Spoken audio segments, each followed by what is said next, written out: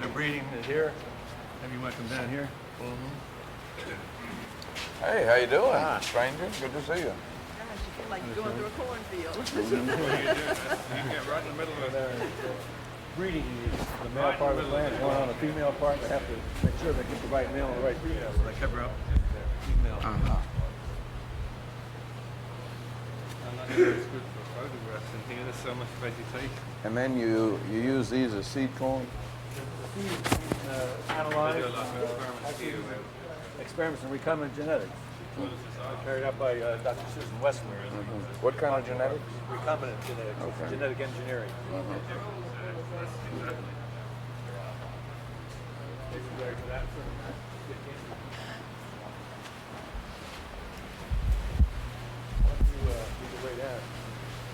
Kinds of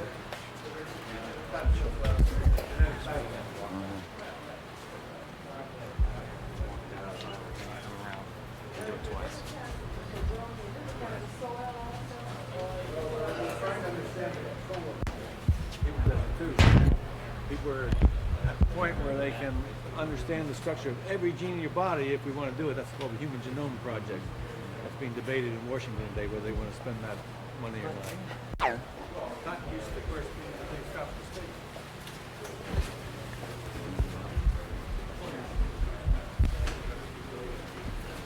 morning. Very good. Going to the No, left? we'll go down the. You want to loop back around? They want to give another chance. Okay.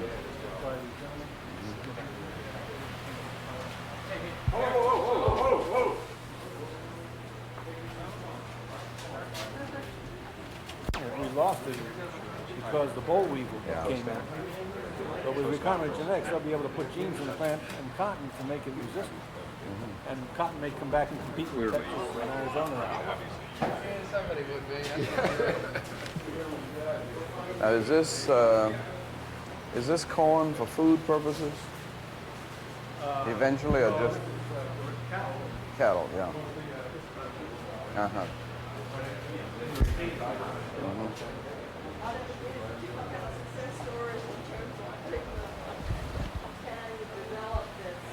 No, that's not what's being studied with these particular corns, but the methods to allow that to happen are being developed here.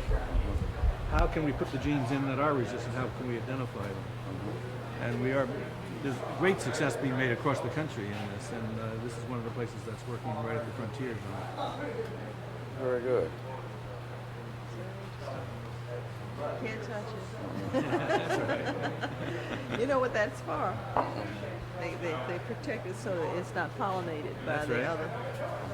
Because this is there's little pollen grains in here that are male, and the silk is the female, and the Yeah, silks they are covered cover- so they can put only the ones they want on each female. Okay. Yeah, develop that. Nothing like taking through the forest here. Wait till you take it to the continent. Good morning. And what do you know about corn? Did we even have enough? I know that the best corn in Georgia is at the Old Depot when they boil it in the husk and dip it in butter. No cholesterol butter. I'm on the eating end of the corn. What do you look at to do for the people on the growing end of the corn? Well, no, I think that you all being here really is, I mean, nobody in the state knows pretty much what's going on here. This is one of the most exciting projects anywhere in the world. Why? I don't know. That's what I'm trying to find out. And your training was in biology, chemistry, botany, or all of it? Chemistry and biology mixture. I have a degree in agriculture too. Good. In New Jersey?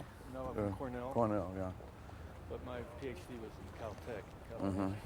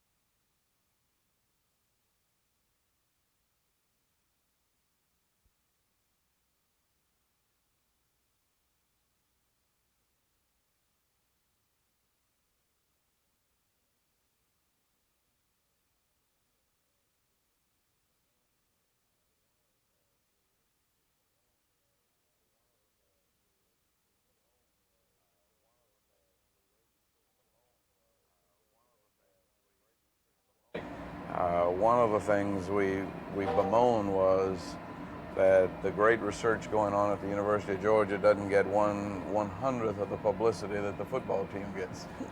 And that to build a great university, you not only have to do research, but people have to know what you're doing.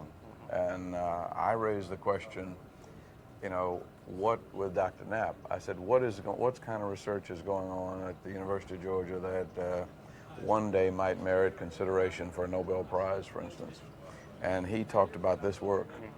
And I just wanted to see it because I think that's the sort of thing that would really help to make the University of Georgia well known around the world. And we really appreciate what you're doing.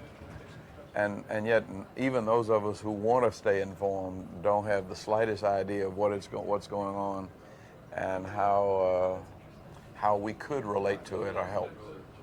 We're willing to talk to any groups, people that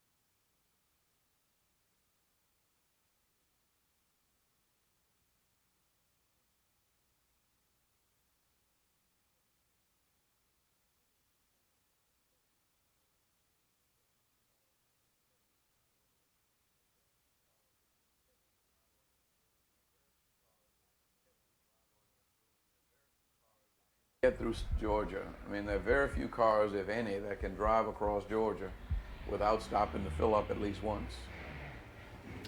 I want to ask your opinion on something. I believe it was mentioned in the story this morning that the Georgia flag was made a centerpiece of your announcement preview yesterday.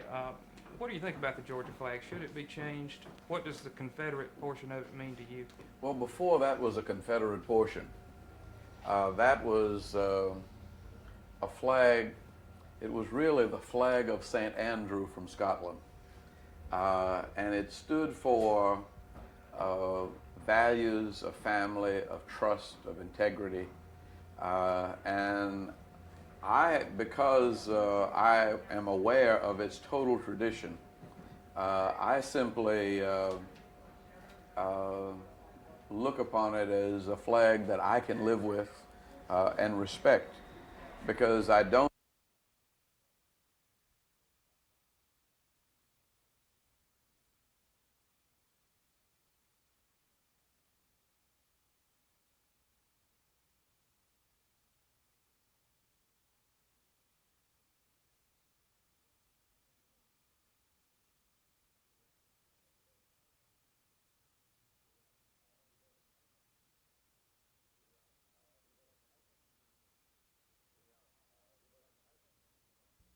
Yeah, good to meet you. Fine. Okay. But I think I want to be governor to bring jobs and improve education. And I don't want to get pulled off on any of these tangents that don't contribute to jobs or education. If it doesn't make a real contribution to jobs or education, I would just as soon not spend a lot of time on it. Talk about the race itself. Roy and Zell are conceding a runoff spot to you and trying their best to ignore Bubba. And they're going to with them or let them fight it out among themselves. I never run against people. I usually run for people. Every time I've run a race, I've usually ended up better friends with my opponents after the race than before, because I don't believe in attacking other people. I believe that you run and say what you want to do, how you want to help people, how you want to help the state, and if people want you, they'll vote for you. But you don't have to break down anybody else. And I make it a point of giving all of my opponents credit for anything that they deserve credit for. Because I think the voters really ought to have the person that they feel is the best man. Having been the mayor of Atlanta, you have been accused of being Atlanta-oriented or big city-oriented. What kind of plans are you making as far as your campaign goes to try to combat this issue? Well, you know, before I was mayor of Atlanta, I was a country preacher in Thomasville and Beachton, Georgia.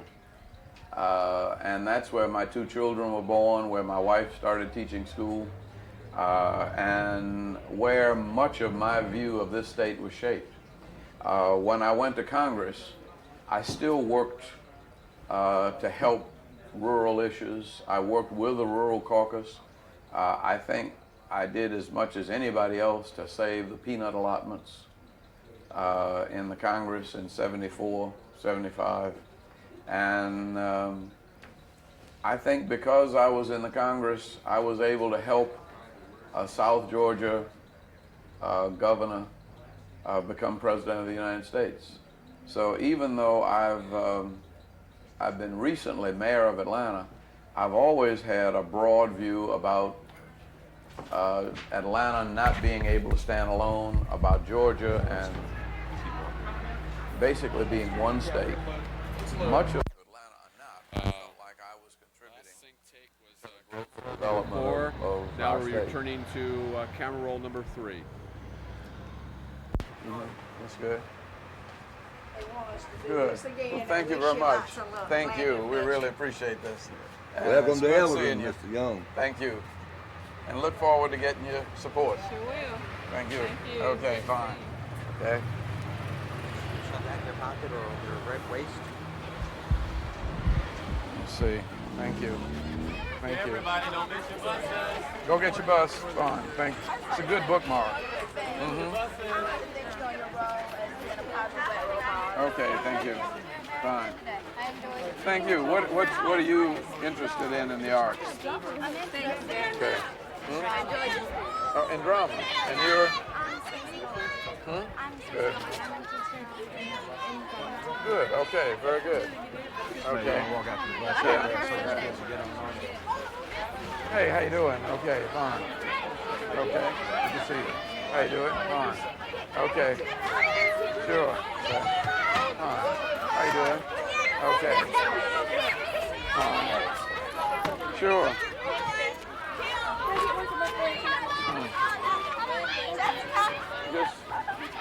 I'll just shake your hand. Here you are. Okay. Bye-bye. Bye-bye. Okay. Have a good ride home. Okay. Thank you. Very good. Okay. Bye-bye.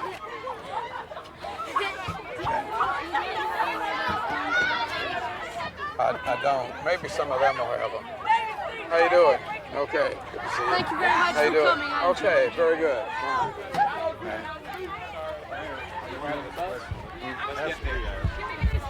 That was a non-sync following. A couple of years ago about cocaine. Just want to give you a chance to respond. Yeah. Yeah, a little while. Yeah. Okay. You doing? I mean, that is I obvious. really don't have a response because it wasn't a charge. It was a rumor that a young woman said she heard somebody say, I mean, I even volunteered to go through it before a grand jury on that. And that, I mean, that shouldn't be an issue. I'd like to ask. I mean, Why have you chosen not to take your campaign by airplane? Because I rather drive. It's cheaper. You see more people, and the places I wanted to go are not the big cities where there are airports. I wanted to really. I mean, we've made 2 or 3 stops on the way over here, and so I think we go from here to Waynesboro, and we will have made 5 stops today. And we've been at schools and restaurants and courthouses. And you can't do that with an airplane. An airplane, the airport is out from town. You still have to get in a car and go, and I'm more comfortable driving. I don't know if this is an appropriate question. In light of the recent bombings, have you done anything in particular for your own security? No. Nothing particular, but you have to basically live your life and do what you have to do. And if you let yourself get intimidated by things like that, then they tend to work. That's their purpose, to intimidate people. And people just have to not be intimidated. Okay. I don't have anything else. Yeah. Okay. Where do we go? Typed up like a Your last resume. name? Perrin, P-R-R-I-N. Say what you want to do, how you want to help people, how you want to help the state, and if people want you, they'll vote for you. But you don't have to break down anybody else. And I make it a point of giving all of my opponents credit for anything that they deserve credit for. Because I think the voters really ought to have the person that they feel is the best man. Having been the mayor of Atlanta, you have been accused of being Atlanta-oriented or big city-oriented. What kind of plans are you making as far as your campaign goes to try to combat this issue? Well, before I was mayor of Atlanta, I was a country preacher in Thomasville and Beachton, Georgia. And that's where my 2 children were born, where my wife started teaching school, and where much of my view of this state was shaped. When I went to Congress, I still worked to help rural issues. I worked with the Rural Caucus. I think I did as much as anybody else to save the peanut allotments in the Congress in 74, 75. And I think because I was in the Congress, I was able to help a South Georgia governor become president of the United States. So even though I've been recently mayor of Atlanta, I've always had a broad view about Atlanta not being able to stand alone, about Georgia and basically being one state. Much of Atlanta or not, I felt like I was contributing to the growth and development of now our we're state. returning to camera roll number 3. That's good. They want us to do Good. this again. Well, thank you We very wish much. lots of luck. Thank Glad you. to We meet really you. appreciate this. Welcome It's to good Everton, seeing you. Mr. Young. Thank you. And look forward to getting your support. Sure will. Thank you. Thank you. Okay, fine. Okay. Shove that in your pocket or your red waist. Let's see. But if you got good people and good schools, we ought to be able to do something. Good. Good. We're going to count on it. Okay, thank you very much. Bye-bye. Fine. This just says that I work for the. Okay. Hey, big man. How you doing? How you all? Okay. How's everything? Okay. Good to see you. Fine. How are you? Okay. Very good. Okay. Turn on me.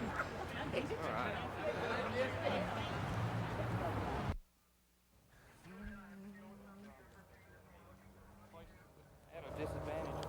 Ones who are on the other side.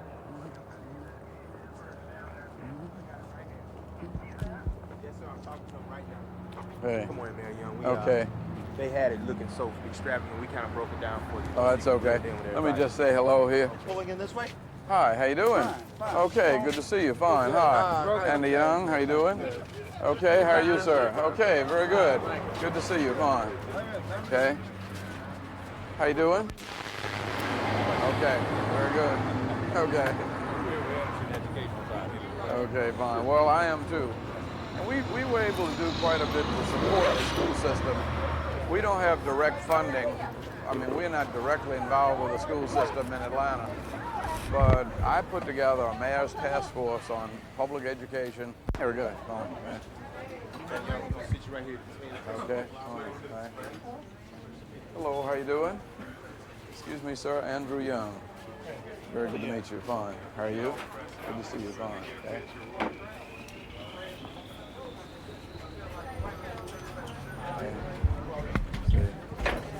How are you, sir? Just fine. Andy. Okay, very good. Won't disturb your lunch. I'll get you when you get through. All right. Okay, fine. Okay. Okay.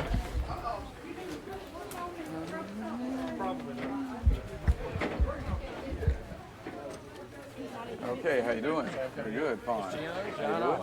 Hello, how are you? Very good to meet you, fine. Okay. Okay. See you, Jim.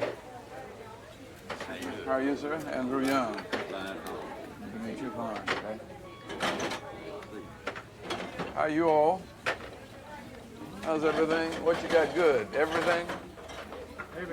Everything, okay.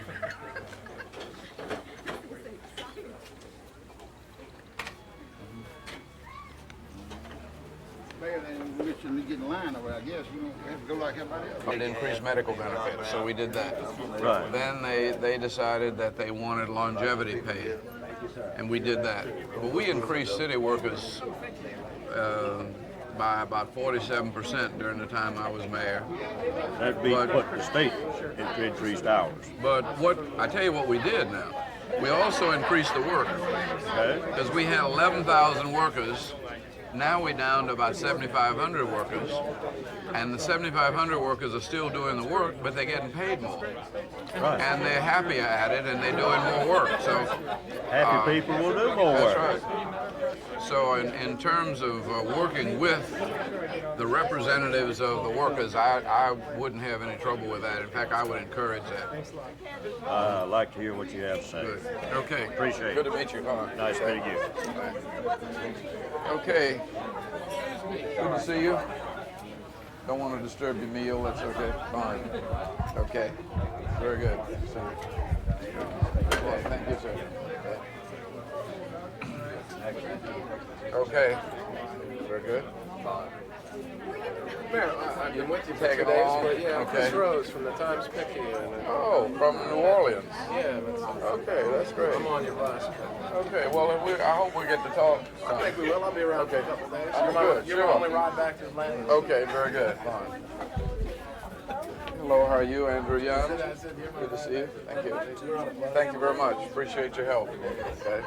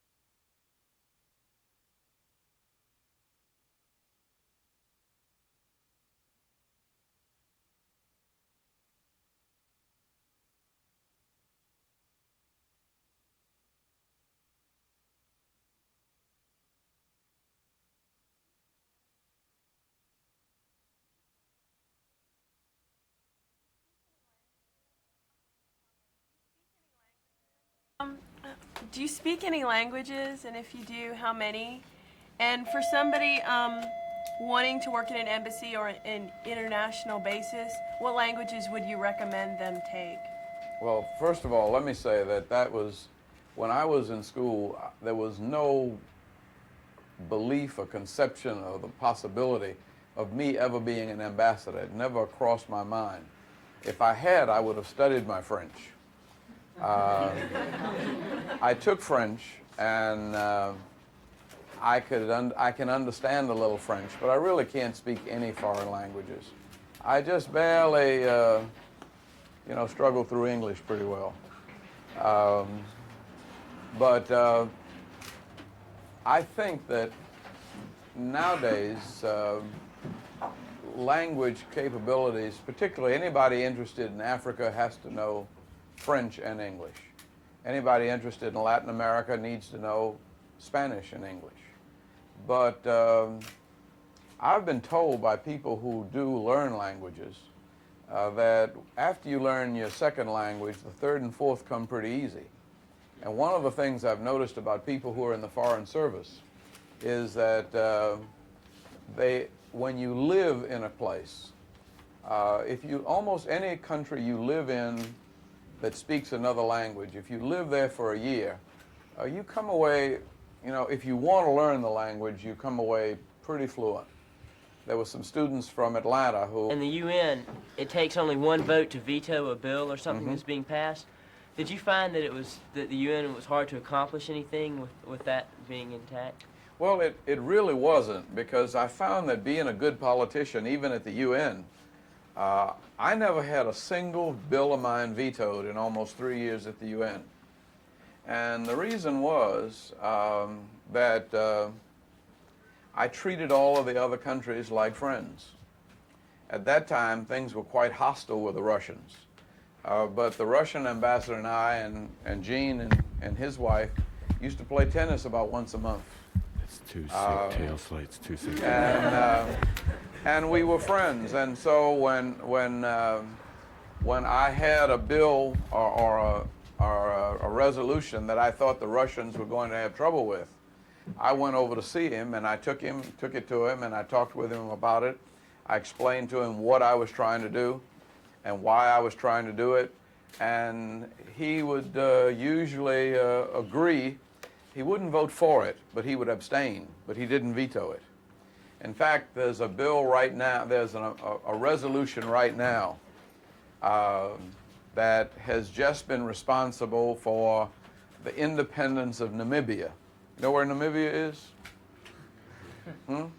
Namibia, it's Africa. It's called Southwest Africa.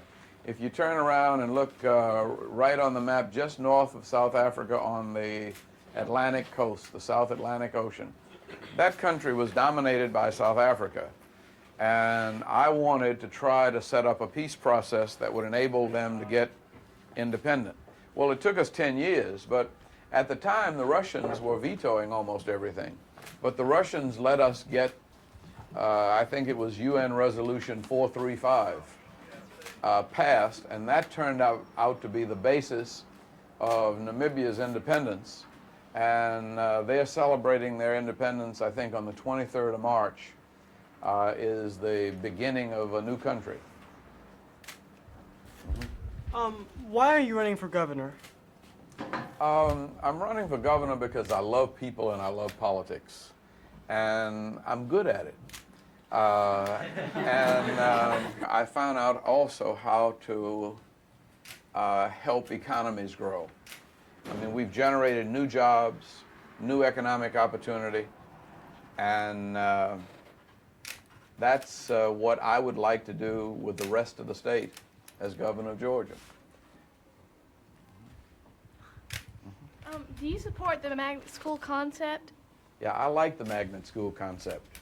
In fact, I like anything that's creative about education.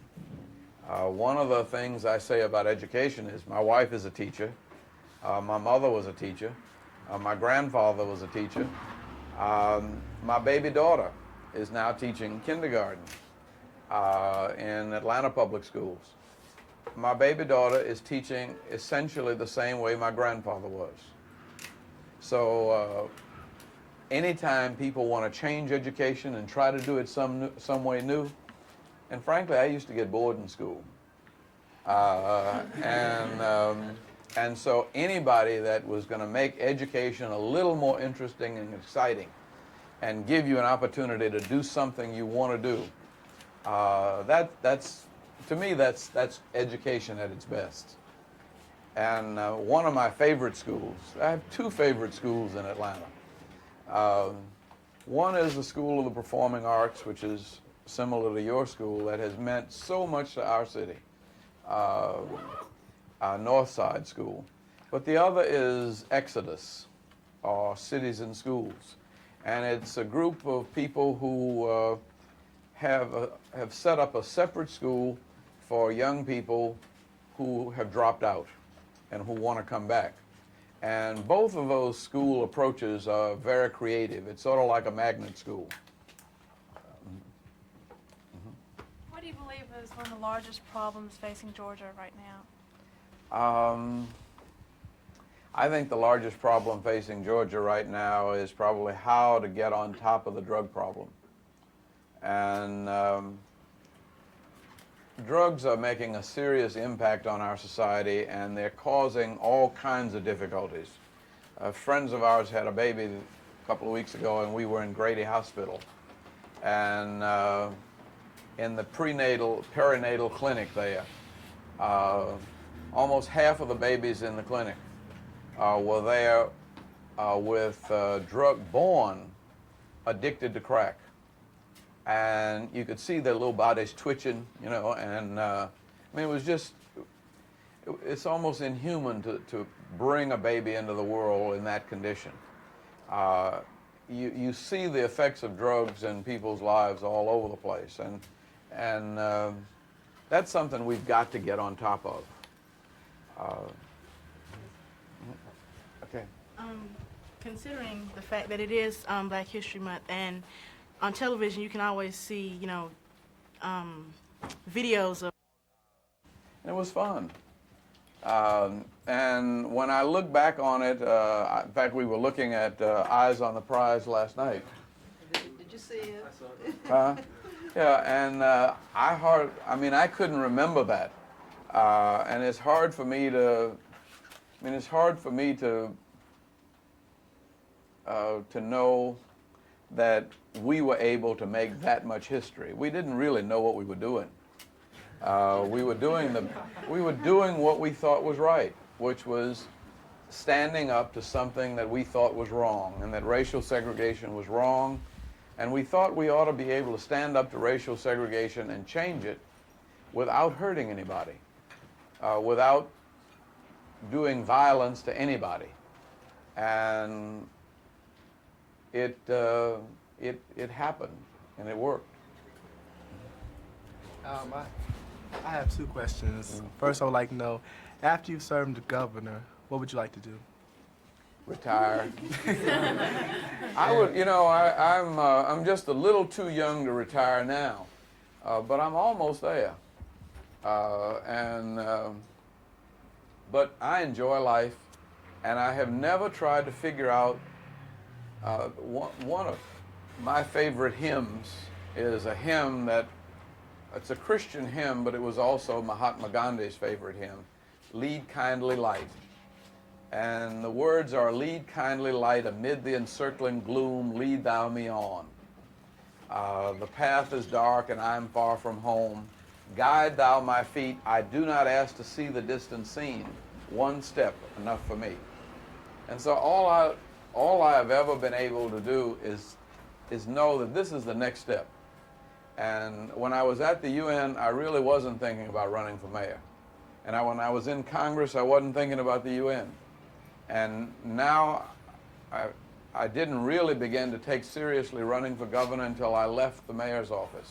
And right now, the only thing I can see is the possibility of being governor of Georgia and working with you and your parents and your friends to make Georgia a great state going into the 21st century. We're 10 years away from the year 2000. Could you just repeat that last bit about caring about Georgia and your future? I think that... Just a minute, I'm sorry. My plug came out. Oh, did somebody else have a... Yeah. I wanted to ask you, I know people are always saying, what do you think the biggest problem is? What do you think Georgia's biggest asset? Oh, I think peace. And that just made all the difference in the world. I mean, he did that when he was about 14. Well, anybody that reads a book that thick at 14 is going to be somebody. I mean, is going to get, if you learn to appreciate reading, that makes you one of the people that will be in charge of the world. James Michener says that 3% of the people and the people who read, and only 3% of the people on the planet really read very much. And if you're watching television, you're being programmed by somebody who reads and writes. So in a school for art and performing arts and design and things like that, you have an opportunity to be amongst those that shape the world. They want me to repeat that one thing, but I want to work with you and your parents, and I want to see if we can't develop Georgia's human and natural resources so that we can make this a truly great state and solve any and all of the problems we have. Economic development, education, and we were at the University of Georgia first stop today looking at some research that was related to things like AIDS, diabetes, developing complex carbohydrates from corn, developing a strain of cotton that's resistant to the boll weevil. I mean, it was really very high-level technical research. But what they're doing is preparing the industry for the future. And today's research is tomorrow's business. And somehow making this state the kind of state that creates job opportunities, educational opportunities for you, seems to me to be the most exciting thing I could do right now for the next 4 years. We have to wrap it up so that we get Okay, very good. Thanks very much for your questions. Okay, all right, very good. Okay, thank you. If y'all don't mind, And we're thanks a gonna lot. have Okay. the mayor leave before y'all leave, and you guys are gonna be a little late for the assembly. Okay. Could I have you See you guys later. stay seated just for a moment? All over the city and state. That's why I jumped at it. Rock my soul in the bosom of Abraham. Rock my soul in the bosom of Abraham. Rock my soul in the bosom of Abraham. Oh, rock my soul. Rock my soul in the bosom of Abraham. Rock my soul in the bosom of Abraham. Rock my soul in the bosom of Abraham. Oh, rock my soul. Rock my soul in the bosom of Abraham. Rock my soul in the bosom of Abraham. Rock, rock, Lord, in the bosom of Abraham. Rock, rock, Lord, in the bosom of Abraham. Rock. Some see my God, but don't see in the bosom of Abraham. Rock, rock, Lord, in the bosom of Abraham. Rock my soul in the bosom of Abraham. Rock, rock, Lord, in the bosom of Abraham. Rock, Lord, in the bosom of Abraham. Oh, why don't you rock, oh, rock my soul? Some see my God, but don't see in the bosom of Abraham. Oh, rock my soul in the bosom of Abraham. Pray all day and pray all night. Oh, why don't you rock, oh, rock my soul in the bosom of Abraham. Lord, won't you rock in the morning, Lord? Lord, won't you rock in the evening? Lord, won't you rock? Oh, rock my soul, yeah. Lord, won't you rock? Oh, make me whole now. Lord, won't you rock? Yeah.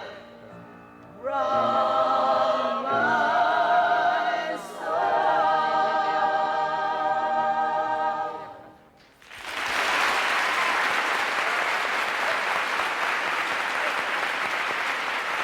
History in the making here in Georgia, where you are pioneering in ways of achieving an education.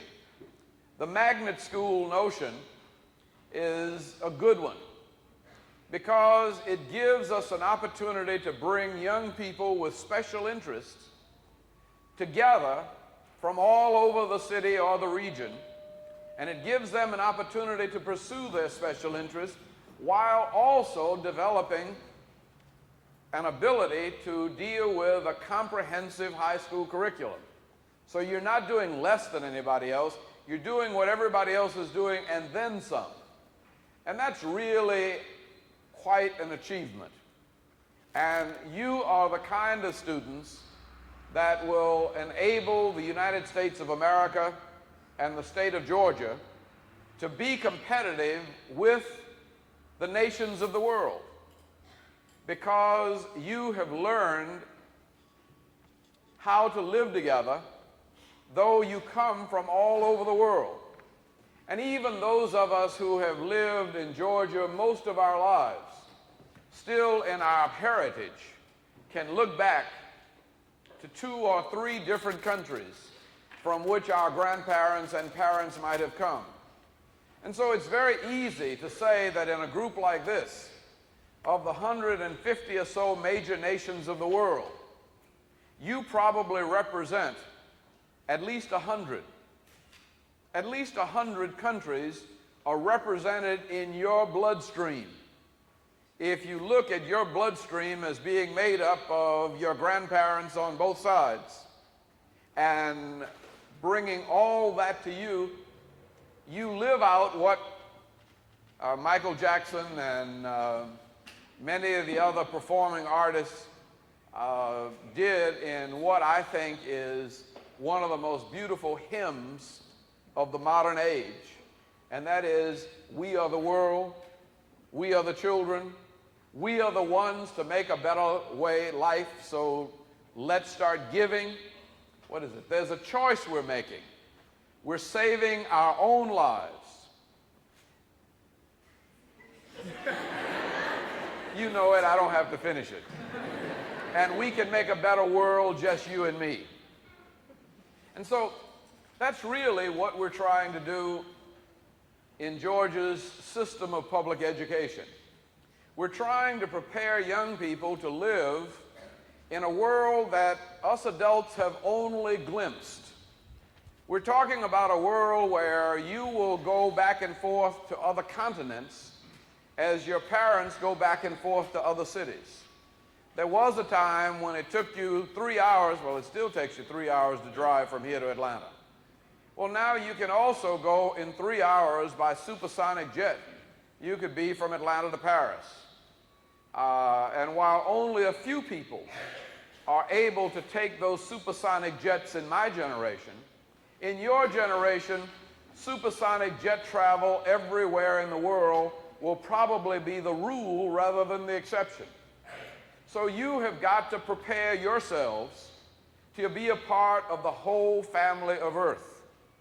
And being a part of that whole family of Earth is possible right here in this wonderful school.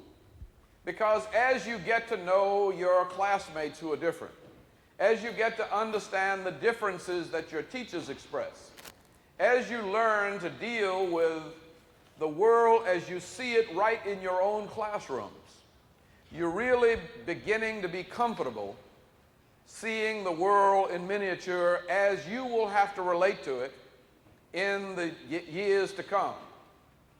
Now, when we talk about what kind of world we're going to be living in the year 2000, which is just 10 years off, one of the things that is most shocking to us is that the marketplace, the place where we will be doing business, is made up largely of people in what we now call the developing world. That is, the population of Europe, of North America, and of Japan really represents just 21% of the world's population. These are the nations that are very comfortable. These are the nations that have wealth and technology and resources. These are the nations that indeed enjoy a rich and rewarding style of life, while 79% of the world's population will come from places where even a high school degree is a luxury. Do you realize that right now already you probably have had more formal education than 80% of the people on the planet, maybe even 90%, because 2/3 of the people on the planet can't read and write in any language. And the opportunity to get 4 or 5 or 10 years of formal schooling is really and truly a luxury that people pay big money to get the kind of educational opportunity that you have here at Davidson. And so I just want you to understand that we're not wasting this, that all of this is for a purpose, that we really and truly do expect you to be able to lead Georgia business, Georgia fine arts and culture, Georgia higher education, and Georgia values. We expect you to represent those all over the world and anywhere you happen to be living as an adult. And the opportunity that you have here and now is one that I hope you will truly appreciate, because it's one that most people very seldom see in a lifetime. In fact, if you look around the world in which we live now, there are people who have far fewer differences than you and I, who are at war over those differences.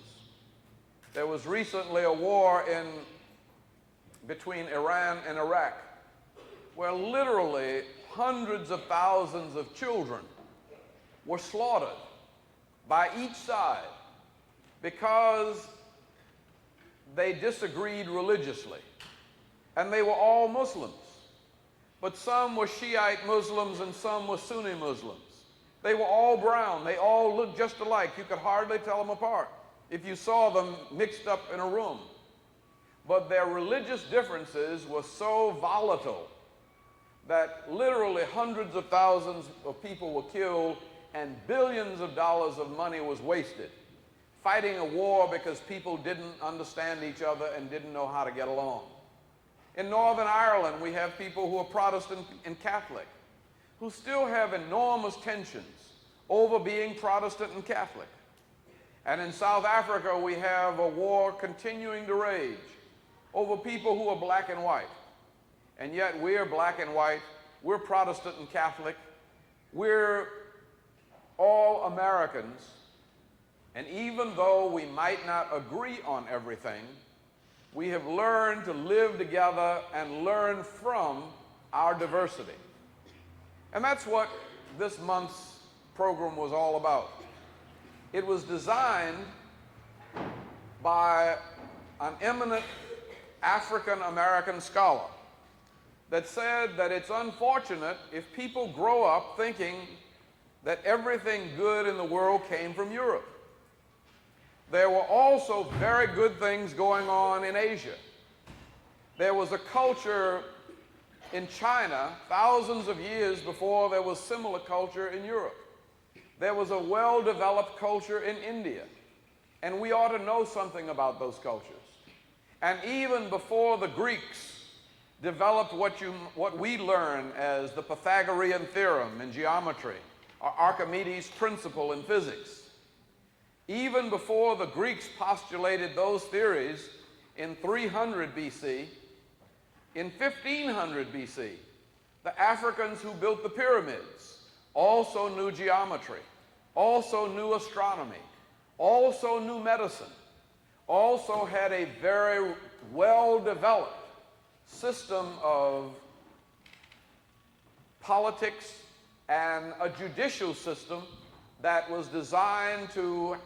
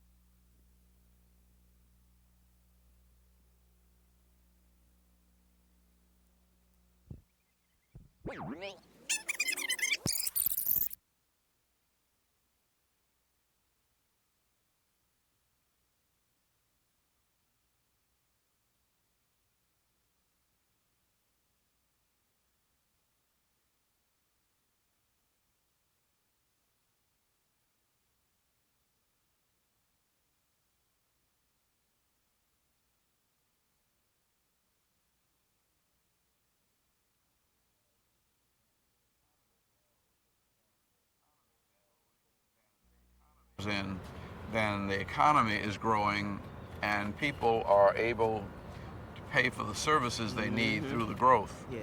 We don't have to raise the property taxes or the sales taxes as we have been doing. True. I also like the issue about your views about abortion. Can you come to the ladies here? Well, no, I think that you have to trust the women of Georgia to make their own decisions about when they bear children. I've got 4 children, and I love them and wanted every one of them, but they sure are a heavy responsibility. Bearing a child is a 20-year commitment, and if you're not capable of making that commitment, you ought not have to bear a child. Unwanted children are the basis of child abuse. They're the basis of children left alone in the streets to do drugs. Bringing a child into the world means giving a child the love, the concern, the discipline that they need. And if a parent is not able to do that, they don't have any business having children. What do you think about? Talk a minute about this bridge. Oh, this bridge was something that we started talking about when I was in Congress. And like much else that you do, it's one of those things that long years ago we voted on. And it's good just to come down here and see the bridge going up. That was the same thing with the expressways in Atlanta. We were voting that expressway money 10 years ago. And we're just, I had to go back up to Washington, though, to get that money shaken loose. In fact, when I was in Congress, I really never was just an Atlanta congressman. If the farmers in Georgia, the peanut allotments were being threatened, I worked to get the peanut allotments restored. And I worked to help all of Georgia as a member of Congress, as part of the United Nations. The contacts that I made around the world for the United Nations were really what helped me to bring business into Atlanta. And some of those same people that I knew on Wall Street who make decisions about where big investments go helped me to bring business to the metropolitan Atlanta area.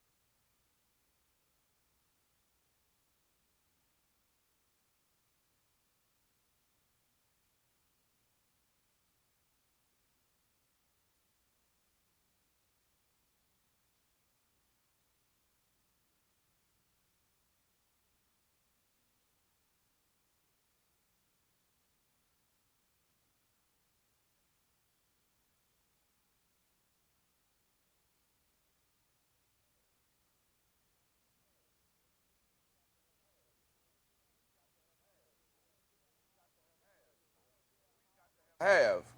We've got to have a good education system.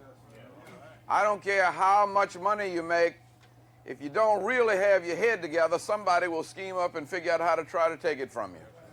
One of the tragedies of, that I look around all the time, I see these young fellas who make these great big $1 million contracts playing basketball and football, and next thing you know, they got 14, 15 cars, and folk are repossessing them, and they get strung out. Women take all their money, and drugs take all their money. And if their head's not together, I don't care how much money they have, they will be poor.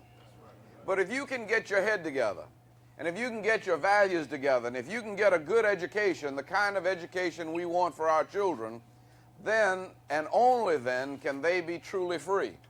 So we want to have the kind of school system in Georgia, the kind of school system in Georgia that will let our young people train for whatever job they want and be sure that they will always have a job no matter what happens in the economy, because they know how to do something with their hands, and because their minds are well trained, and because they are well organized to see that their needs are. And finally, I think that if we're going to have a lottery, you have to decide that you want a lottery. And you have a right to decide that you want a lottery. And when you have a lottery, we have to make sure that all of that money that's earned from a lottery goes to make sure that our children have the best education possible and that our teachers are well paid.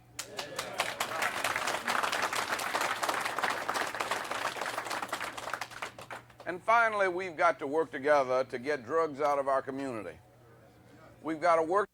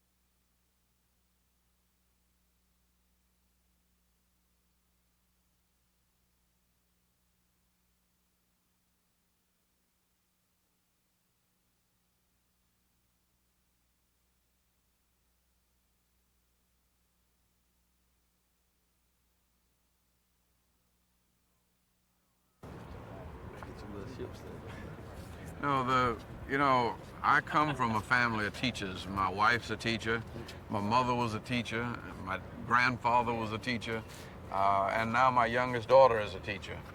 And education has been the biggest investment of our life. And it's the thing that every family has to invest in. We need to support our schools, but we also need to support our children. And what it's going to take is a governor that works very close to our school systems and supports our teachers and gives education the kind of money and prestige that it needs. We have increased the amount of scholarship money going to Atlanta high school seniors from $6 million a year to $21 million a year. Last year, 69% of our high school graduates were able to go on to either college or junior college. And we got them about $12,000 worth of scholarship money each on an average. That's the sort of thing that we have to make it possible for any child that wants to get an education to get one. And they ought to be able to go to college, they ought to be able to get a technical education, they ought to be able to do something that is going to make them employable. Now, actually, investment's the best, education is the best investment we can make. Because if we send somebody to college, then we're able to, they will pay more back in taxes than it costs to educate them in 1 year. Whereas if somebody goes on to jail, it costs us about $35,000 a year to keep somebody in Reidsville. That's right. For 1 year. We can send them to college for less than that, for 4 years. And then they will pay almost that much in income taxes. So it Community. Well, you know, I think first the battle is to keep it out of our own homes. And as a father, no matter how tired I am, if my 16-year-old is out at night, I don't go to bed till he comes in, because I want to look him in the eye, and I want to make sure, you know, he's clear-headed, and I want to talk to him about where he's been and what he's doing, and I want to maintain a relationship with my own children. Now, I've just about gotten, well, I got 3 of them through college, and I got 1 of them going in another year. And so hopefully, if we can keep the drugs out of our own homes, and then our kids are going to have to help their friends. That's right. They're going to have, I mean, it's hard for us. Peer group pressure is what gets kids into drugs in the first place. And I think peer group pressure is one of the things that can keep them out of drugs. But, you know, that some of the old-fashioned messages, like my grandmama used to tell me, your body is the temple of God. Don't defile the temple of God, you know. And I say to my son, you know, he's not going to let anybody pour water on his VCR, say, or his Walkman, even though some of them are waterproof. But they know that water and electricity doesn't mix. They need to know that drugs and their own sanity don't mix, that their intelligence is such that it shouldn't be, you know, polluted by drugs. But you also have to have strong police efforts. And we have just, day in and day out, we've raided drug houses, we've confiscated the drugs, confiscated the money, confiscated the guns, and confiscated their cars. And when we take that kind of tough approach, one, they don't get settled. We don't have enough jails. They get out of jail too quick, the police say. But I've said to our police, keep on arresting them, keep on putting them back in jail. And keep on taking their money, their drugs, and their guns. And pretty soon they'll get the idea that Georgia is too tough a place to do business. That's good. That's right. But see, as a mayor of one city doing that, you drive them out of your city to the suburbs, and they set up out in the suburbs, and they can still come in the city and do business. See? So we have to have a statewide approach. That's right. And we have to, when we hit an area, we have to hit the whole area, and we have to drive them out of the whole area, and just let them know that drugs are not welcome in Georgia. That's true. That's true. I think that we as grandparents too could do more toward helping our young folk. Well, that's part of the key to it. You know, one of the reasons why we got to where we are, even when our mamas and daddies were too busy, there were grandmamas there teaching us some sense. But our children have had to move away because they haven't had jobs here, so we don't grow up with our grandchildren. And our grandchildren don't have the benefit of our advice and our wisdom. And I think public initiatives ought not be automatic. It took us too long to develop our Constitution. And I think that when we need a public initiative, the legislature ought to vote for that public initiative. I think we need a public initiative on a lottery. And people ought to be able to decide to amend the Constitution to have a lottery. But I wouldn't want us to get like California, where every time you turn around, there's somebody with a special interest